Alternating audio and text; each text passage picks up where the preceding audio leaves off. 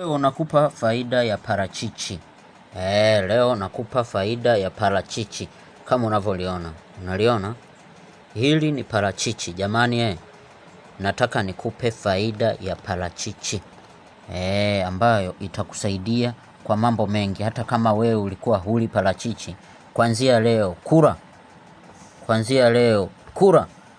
Kama ulikuwa huli parachichi basi kuanzia leo kula. Ni dawa nzuri sana. Haswa kwa wewe ambaye unaumwa moyo. Unasumbuliwa na moyo kabisa.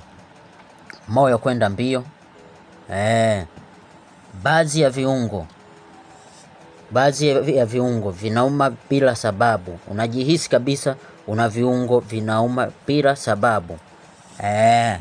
Hii ndiyo tiba kiboko sana. Wewe ambaye unasumbuliwa na moyo, unasumbuliwa na viungo, yani ni dawa ambayo ina uwezo kutibia vitu vingi tofauti tofauti.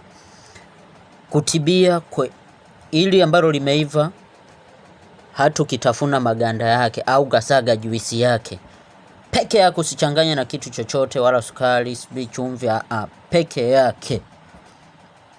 Ni dawa nzuri ambayo inaweza kukusaidia kwa magonjwa mengi sana. Lakini pia una uwezo wa kusaga hii parachichi na ile mbegu yake. Ile mbegu yake ukasaga vyote kwa pamoja, jumla vyote. Baada ya hapo unatumia kunywa. Lakini kama wewe huna blender, una uwezo kwa unatafuna, ukatumia hata kutafuna. Lakini ni dawa nzuri sana.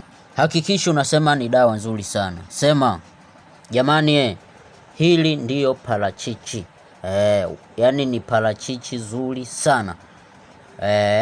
Wewe ambaye unasumbuliwa na kusahau. Wewe ambaye unasahau kabisa. Umefanya kitu leo, kesho hukumbuki. Umeacha kitu sehemu fulani, unasahau. Yani kile unachokifanya unasahau. Hakikisha unakula parachichi kwa wingi sana. Hakikisha unakula parachichi kwa wingi sana. Utakuja kunishukuru pale utakapokuwa husahau tena. Pale utakapokuwa moyo wako haukusumbui tena. Tumia parachichi kwa sababu ina mafuta yenye rutuba kubwa sana kwa sisi binadamu. Ni mambo mengi, wengine wanatumia kutengeneza mafuta, wengine kwa ngozi, sijui kulainisha nini. Hii hata utumbo, kama unajihisi kabisa tumbo lako haliko sawa, ukitumia ni dawa nzuri sana ambayo itakusaidia sana. Iangalie kwa makini sana. Hii ndiyo parachichi. Sio mpara, ni parachichi lenyewe.